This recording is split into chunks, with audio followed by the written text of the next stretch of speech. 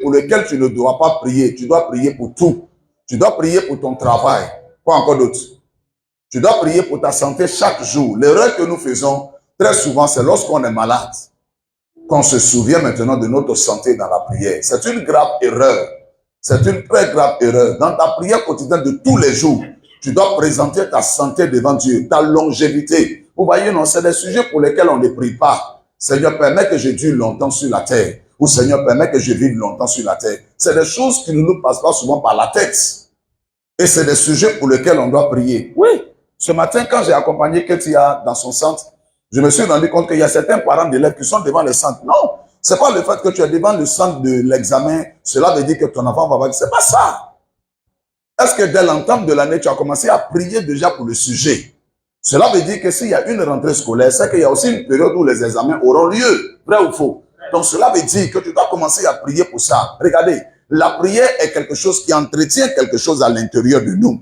Et c'est pour ça que je vais insister tout à l'heure sur la persévérance dans la prière. Regardez, jour pour jour, ça fait 1 an que je priais avec quelqu'un qui est en Europe.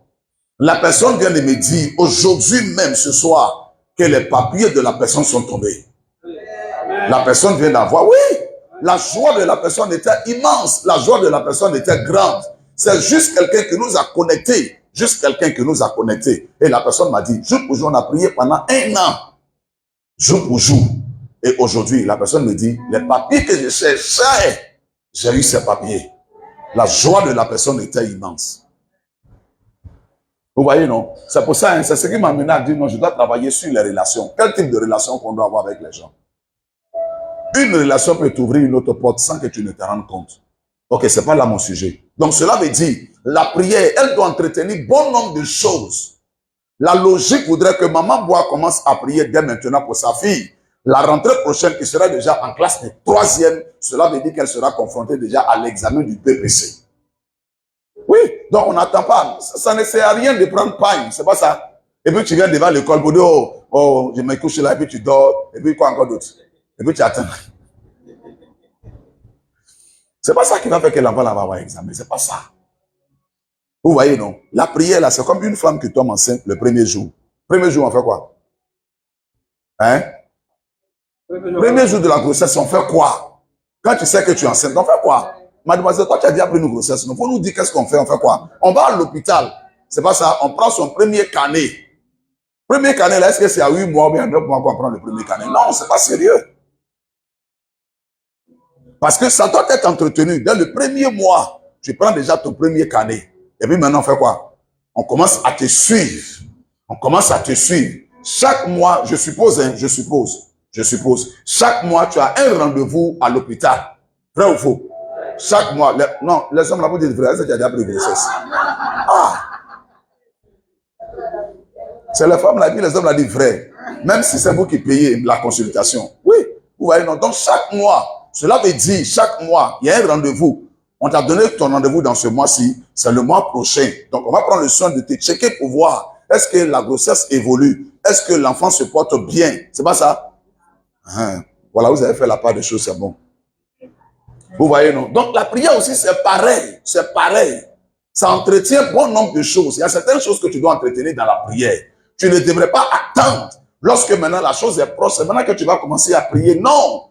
Tu fais une affaire, tu travailles quelque part, tu fais un commerce, tu fais un business, tu es élève, tu es quoi, étudiant. Tu dois chaque jour prier pour ça.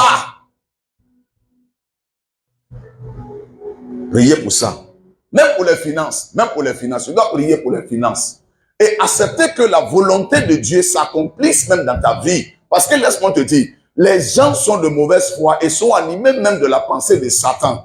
Il y a des personnes qui ne voudraient pas que la volonté de Dieu s'accomplisse dans ta vie. La volonté de Dieu, c'est que tu sois prospère. Mais pourquoi quelqu'un d'autre peut aller comploter contre toi dans ton travail pour qu'on te renvoie? C'est pour ça que tu dois prier pour ça. Oui. Priez pour ça. Regardez, Dieu n'a jamais envoyé quelqu'un sur la terre pour que la personne soit pauvre. C'est pas vrai. Je crois que bientôt, je vais enseigner sur l'impact financier. Parce que c'est le souhait de Dieu. Il dit, je veux que tu prospères à tous égards. C'est ce que tu as dit. Maintenant, regardez. Pour que tu sois béni ou bien que tu ne sois pas béni, tout dépend de la mentalité que tu as, de comment tu conçois la chose. Est-ce que vous savez, il y a des gens, même si tu leur donnes 10 millions, ils auront toujours la pensée de quelqu'un de médiocre. Oui. Est-ce que vous savez qu'il y a des gens, quand tu les enlèves du village, tu les envoies en ville, ils veulent retourner au village? Ah, vous ne savez pas ça? Oui, c'est réel, ça existe. J'ai connu une jeune fille, elle était venue chez nous une année. La petite, elle est venue, elle dit non, on va t'envoyer à l'école. Elle a dit non, qu'elle veut retourner au village. Finalement, je vous parle, elle est morte.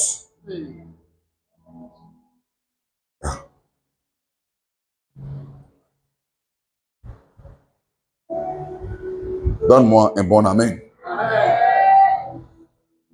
La puissance, la persévérance dans la prière.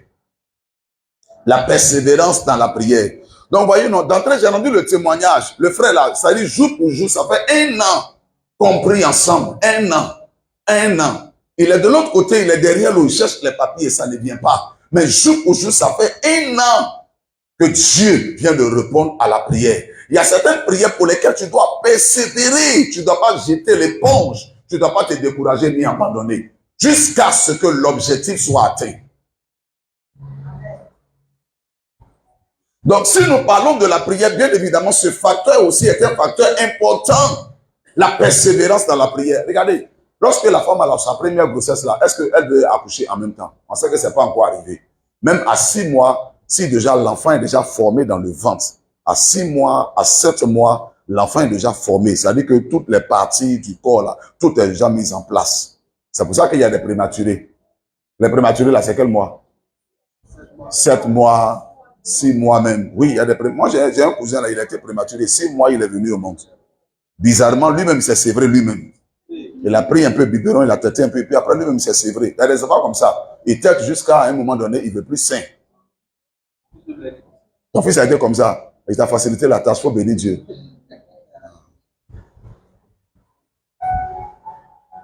Après ça, tu as récupéré ta chose, non?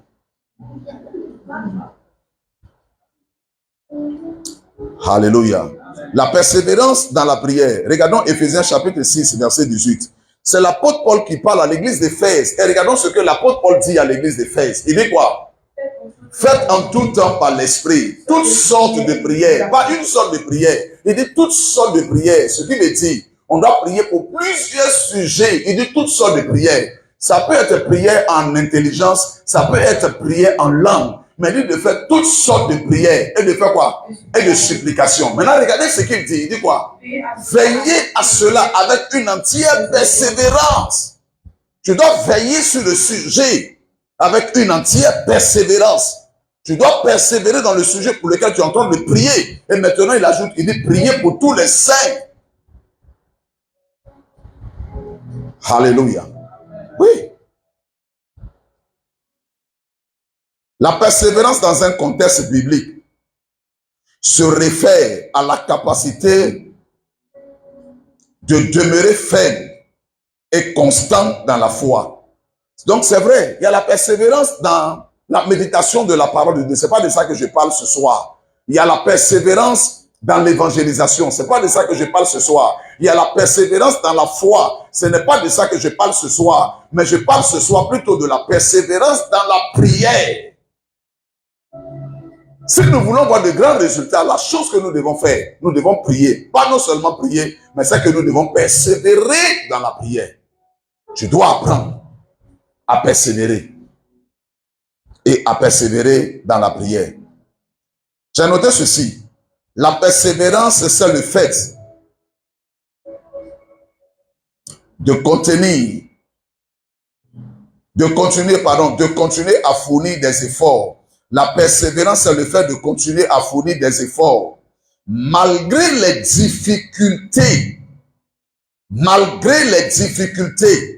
de ne pas se décourager et de poursuivre ses objectifs. La persévérance, c'est le fait de continuer à fournir des efforts malgré les difficultés, de ne pas se décourager et de poursuivre ses objectifs. Donc mes amis, c'est ça le sens de la persévérance. Quelqu'un qui ne se décourage pas, quelqu'un qui n'abandonne pas, quelqu'un qui ne résigne pas, il veut juste obtenir le résultat. Ce qui l'intéresse, c'est le résultat qui l'intéresse. Donc quelqu'un de persévérant, il ne se décourage pas tant qu'il n'a pas obtenu gain de cause. tant qu'il n'a pas le résultat dans sa main. Donc cela veut dire que tu dois persévérer. Cela veut dire qu'il y a des sujets pour lesquels tu vas prier aujourd'hui. Tu peux ne pas avoir l'exaucement de la prière aujourd'hui. Cela ne veut pas dire que Dieu ne t'a pas entendu, ou cela ne veut pas dire que Dieu n'a pas compris. L'une des choses que tu dois faire, c'est de continuer à persévérer. Je vais vous donner un exemple. Non, aujourd'hui, jour pour jour, ça fait 1 an que j'ai prié avec le gars. C'est aujourd'hui que la prière a été exaucée. Cela ne veut pas dire que Dieu n'entendait pas, Dieu entendait. Oui, on a vu le cas de Daniel, non? Quand il a commencé à prier le premier jour, la Bible dit qu'il y avait des luttes dans le ciel, c'est pas ça? Un chef du royaume des Perses est arrivé pour bloquer l'ange qui venait de la part de Dieu. Donc il peut arriver que certaines prières peuvent nécessiter comme des guerres, où Dieu envoie l'exaucement de ta prière. Mais il y a peut-être des entités sataniques et démoniaques qui ne veulent pas que tu obtiennes l'exaucement de ta prière. C'est pour ça que tu ne dois pas relâcher. C'est pour ça que tu ne dois pas relâcher. Regardez, le facteur qui atteste que tu es un homme spirituel, c'est la prière. Oui, tu dois prier, prier, prier. Et persévérer dans la prière. Mais jamais te résigner tant que tu n'as pas obtenu le résultat. Premier point. L'une des caractéristiques des premiers chrétiens était leur persévérance dans la prière. L'une des caractéristiques des premiers chrétiens était leur persévérance dans la prière. Les premiers disciples de Jésus, les premiers croyants de l'église primitive étaient des personnes qui ont persévéré dans la prière. Donne-moi Actes chapitre 1, verset 14. Regardons ce qui va se passer. En Actes chapitre 1, verset 14. Il dit quoi? Tous d'un commun accord. Tous d'un commun accord. Persévérer dans la prière. Avec les femmes. Et Marie, mère de Jésus. Et avec les frères de Jésus. Regardez, regardez, regardez. La Bible dit quoi? Tous d'un commun accord. Persévérer dans la prière. N'étaient-ils pas tous des disciples qui ont marché avec Jésus? Ils ont vu Jésus. Ils ont communié avec Jésus. Ils ont été avec Jésus. Pendant les 3 années et demie de son ministère, ils ont été avec Jésus. Donc, il n'y avait plus lieu de persévérer dans la prière parce que Jésus leur enseignait suffisamment sur la prière. Mais pour que le Saint-Esprit arrive, pour être rempli du Saint-Esprit, pour qu'ils soient des hommes de feu, quelque chose doit se passer. C'est que qu'est-ce qu'il doit faire? Il doit persévérer dans la prière. Les premiers chrétiens persévéraient dans la prière. Quel type de chrétien nous avons aujourd'hui? C'est quel modèle de christianisme que nous avons aujourd'hui? On ne veut pas persévérer dans la prière. J'ai prié, je n'ai rien eu, je suis découragé. Je te donne l'exemple ici. Jour pour jour, ça fait 1 an. Prie pour le même sujet. À un moment, le découragement peut gagner ton cœur. Mais tu ne dois pas céder. Et tu dois poursuivre jusqu'à ce que tu sois exaucé. Aucune prière qui est faite dans la volonté de Dieu ne tombera par terre. Non, non, non, non, non. Non. Alléluia. Donc les premiers disciples persévéraient dans la prière. Ils ont persévéré dans la prière. Donc je suis convaincu que ce jour-là, et les théologiens, les étudiants de la Bible disent, ils ont passé près de 10 jours dans la chambre haute, enfermés. Pendant 10 jours. Les Maya bada, les Maya, jusqu'à le matin venu trouver. Les Maya bada, rien. Ah, mais il a promis, non. C'est une promesse qu'il a faite. Regardez, regardez un peu. C'est pas ça, un berger bien. C'était une promesse qu'ils attendaient. Il dit non, allez-y à la chambre haute. Quelque chose va tomber sur vous. Quelles sont les promesses que Dieu t'a faites? Premièrement, apprends à entretenir ces promesses par la prière. Jusqu'à ce que la promesse se matérialise en tes mains.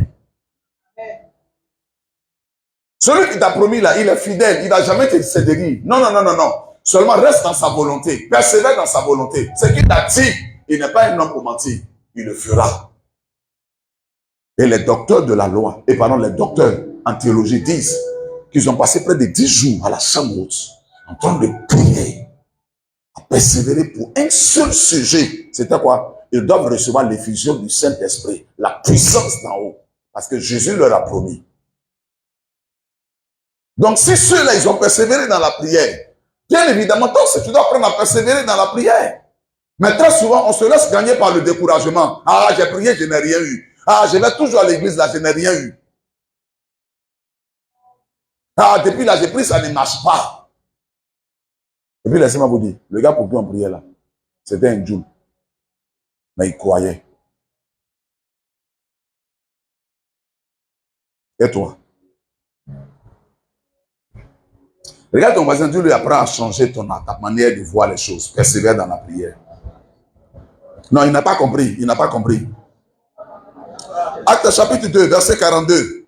Je suis en train de te montrer les premiers disciples de Jésus, ceux qui ont marché avec le Seigneur. Regardez, leur vie doit être en principe un exemple pour nous.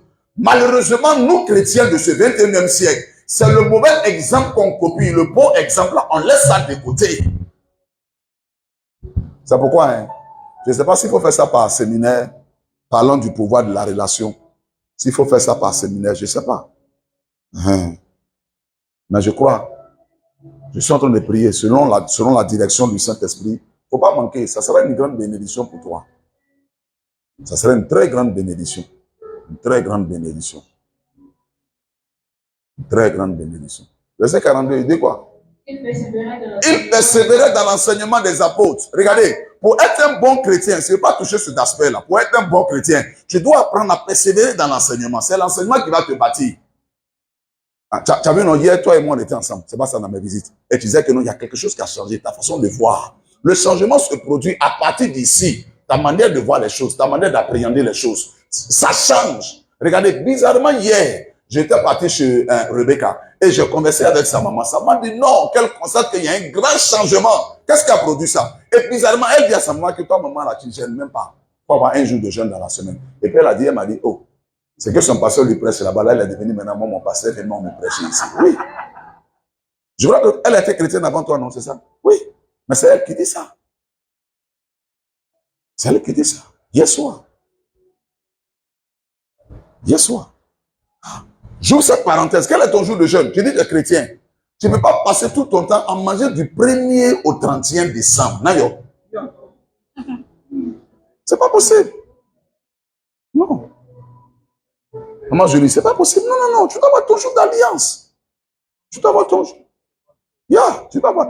Pas plus tard qu'avant-hier, j'étais avec Papa Senza. Et puis il a rendu le témoignage de Maman Bois dans son église à Grand Bassam.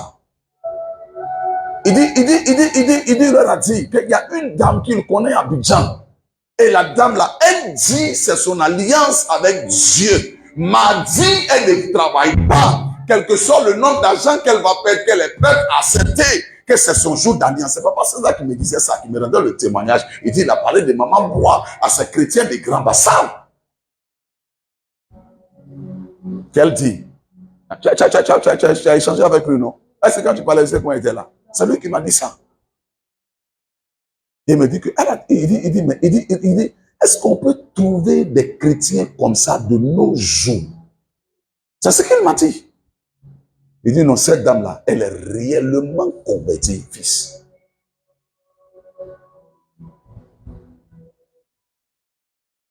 Alors je lui ai dit, ah papa, depuis elle a commencé, moi je la connais là.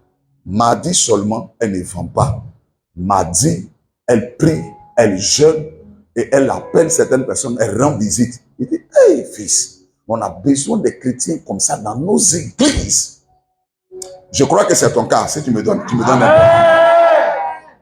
Vous voyez, non, certaines personnes doivent être en mesure de rendre témoignage de ta foi. Si on ne rend pas témoignage de ta foi, c'est qu'il y a problème. You are not serious.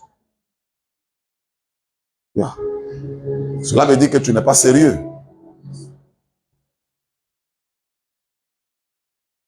Oh, je suis content pour Stéphane. Il a fait un effort. Il m'a envoyé un message pour dire qu'il pleuvait. C'est ça, non, Stéphane? Finalement, il est venu. Acclamons le Seigneur.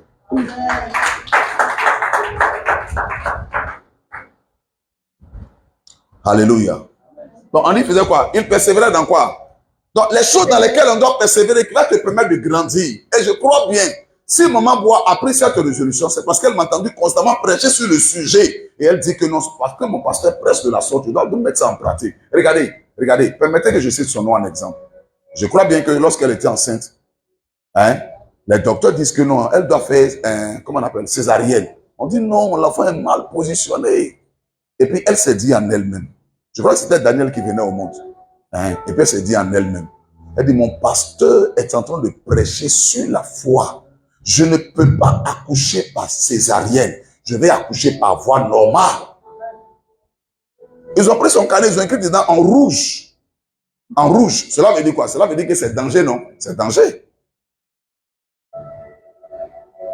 L'une des choses qui va transformer ta façon de voir et d'appréhender les choses, c'est la persévérance dans l'enseignement de ton pasteur. Et c'est pour cette raison, lorsqu'on dit dimanche, après le culte, accepte de t'asseoir. Parce que ce qui transforme une personne, ce n'est rien d'autre que l'enseignement.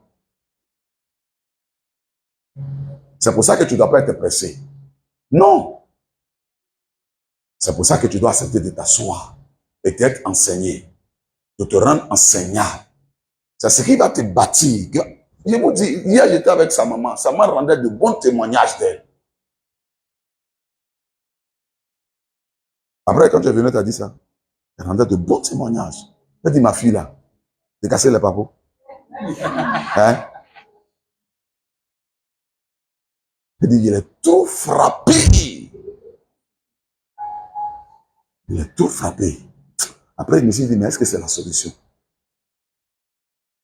Elle dit, pasteur, merci pour votre encadrement pour ma fille. C'est elle qui me disait, elle dit, merci. Quand je la vois aujourd'hui, je suis heureuse. Je suis fière. Je n'ai pas tout cassé. C'est le seul point là qu'on va casser. Vous voyez, non? Donc, ce qui change une personne là, ce n'est rien d'autre. C'est l'enseignement.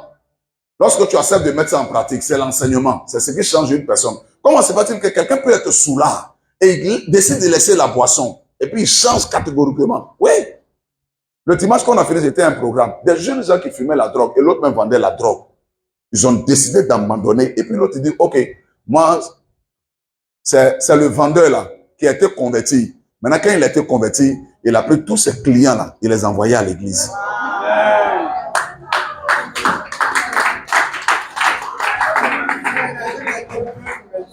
Oui.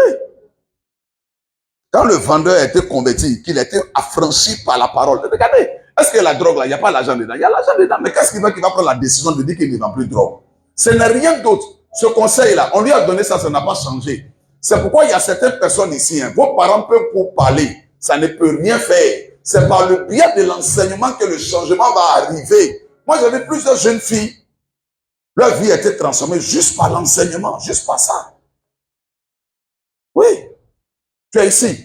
Peut-être que si tu avais connu très tôt le Seigneur et que tu avais entendu ces choses, peut-être que au jour de tu serais encore vierge. Yeah.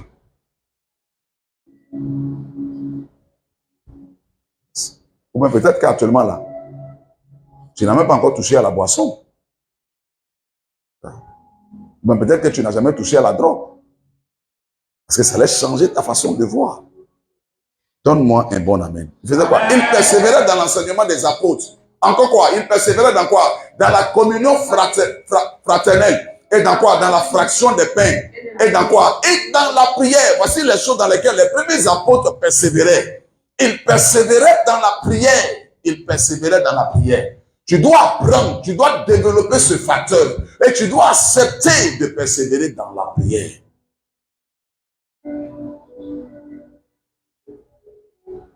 La prière matinale est une prière qui favorise le lever de l'aurore. La prière matinale est une prière qui favorise le lever de l'aurore. Ça prépare la journée. Ça ouvre des portes. Ça te permet de posséder certains territoires. Yeah. La prière de nuit, il y a certains démons là, c'est la nuit qui sortent. C'est la nuit qui sont aux aguets.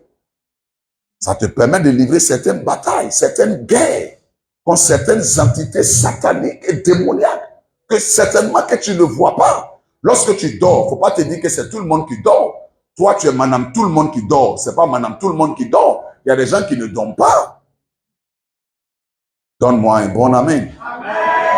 Donc, on est en train de voir la vie des tout premiers chrétiens. Ceux dans quoi ils persévéraient. Et c'est ce qui les a rendus puissants. Comment se fait-il que des personnes qui n'avaient pas grande qualification, des personnes comme Pierre, qui n'ont pas mis les pieds à l'école, qui avaient pour métier la pêche, sont devenues des personnes, du coup, on parle d'eux. Regardez, parce que ce n'est rien d'autre. Voilà ceux dans quoi ils ont persévéré, qui a transformé leur vie, qui a fait d'eux des personnes internationales. Là. Et persévérer dans l'enseignement des apôtres. Apprends à persévérer dans l'enseignement de ton pasteur. Lorsque tu viens à l'église, on est dimanche. Ne sois pas pressé de partir à la maison.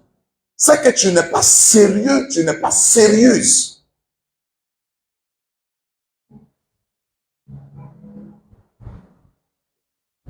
Dans la communion fraternelle, lorsqu'on se retrouve à l'église, il y a la communion fraternelle qui se développe. Oui. La communion fraternelle qui se développe. Donc, persévère dans la prière. Alléluia. Amen. Actes chapitre 12, verset 5. Actes chapitre 12, verset 5. Donc, on est en train de voir la vie de tout premier chrétien, ce dans quoi il persévérait. Maintenant, regardons, lorsqu'il y avait une difficulté, commence à partir du verset 1. Commence à partir du verset 1. On va voir cette belle histoire. Regardez, lorsqu'il y a un problème, la chose dans laquelle tu dois persévérer, c'est dans la prière. Dans ce texte que nous voyons à partir du verset 1, alors il s'agit de qui? Il s'agit du roi Hérode, qui avait déjà précédemment tué un des apôtres. Maintenant, cette fois-ci, c'est Pierre qui est arrêté. Donc, c'est une persécution. Cela veut dire, quand il y a un problème, l'issue de ce problème-là, c'est la prière. Quand il y a une difficulté, que rien ne va, l'issue de cette difficulté, c'est la prière. Quand il y a une crise et que tout semble être au point mort, l'issue de cette crise, c'est la prière. La logique voudrait que l'Église ne continue pas de persévérer dans la prière. Parce que Pierre est arrêté, il est en prison. Précédemment, Hérode a tué déjà quelqu'un. Donc la seconde personne sur la liste qui doit mourir, c'est Pierre. Et Hérode a le pouvoir, il a la puissance. Il n'est pas n'importe qui. Hein? À cette époque-là, Amnesty International n'existait pas. Quoi encore d'autre? Droit de l'homme, ce n'était pas aussi développé comme ça. Le droit du prisonnier, ce n'était pas aussi répandu comme ça. Quoi encore d'autre? Quoi encore d'autre? On ne connaissait pas HCR, ce n'était pas aussi répandu comme ça. Maintenant, il faut la lecture. Il dit quoi? Vers le même temps, le roi Hérode se mit à maltraiter quelques membres de l'église. Donc, il n'a pas choisi n'importe quelle personne, des personnes de l'église. Donc, regardez, ce principe voudrait que les gens ne continuent même pas de prier. Mais regardez, nous, quand il y a juste une crise, quand il y a juste un problème, on en jette la foi, on abandonne la foi, on ne prie plus. Ah, j'ai prié pour ça depuis là, je ne vois rien. Tu voulais voir quoi même d'ailleurs? Ah, moi, je suis découragé. Hein. Je suis découragé. Je suis découragé. On te dit qu'ici, là, ils ont tué l'homme. Ici, là, on te dit qu'ils ont tué l'homme. La première personne, on a arrêté. Puis donc, on cherchait ceux qui étaient des chrétiens. Je vous assure, si quelqu'un m'a dit pour dire quels sont ceux qui sont chrétiens, ceux qui sont chrétiens, on va tous les égorger. Je vous assure, il y a des gens qui vont dire non. Moi, c'est Benji Zach qui est venu accompagner. Hein. C'est lui qui m'a dit de venir. Non, non, non. Moi, ici, là, moi, c'est pas chrétien. Non, non, non, non, non. Pardon, je n'ai pas voulu. Pardon. À partir d'aujourd'hui, je ne viens plus à l'église. Oui, tu as renié la foi. Oh, ici, on te dit qu'ils ont tué l'homme. C'est ça, mon berger Pierre. Ils ont tué l'homme. Maintenant, regardez, il dit quoi? Verset 2. Verset 2.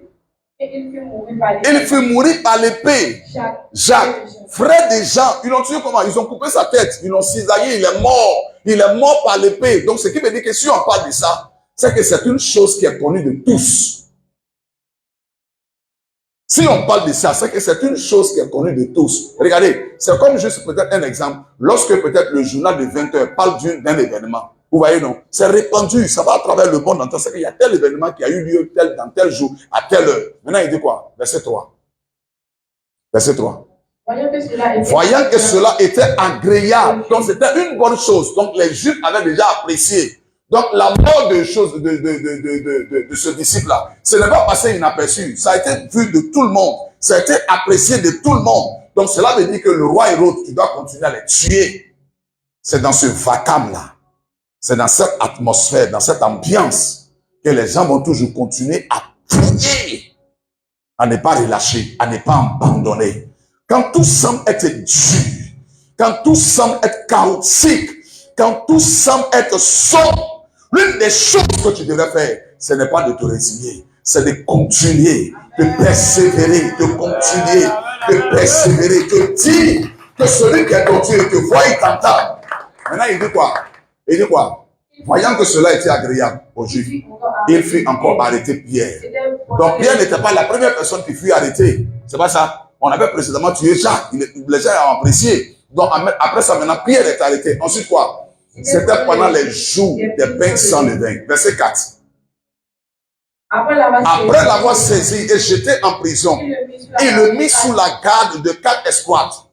De 4 soldats. Donc, combien? Donc, attends, premièrement, 4. Ça va combien? Deuxièmement, 4. Ça va combien? Ça fait 8. Donc, 8 personnes pour garder, il ne se reste qu'une seule personne. Donc, il n'a pas d'issue même pour sortir.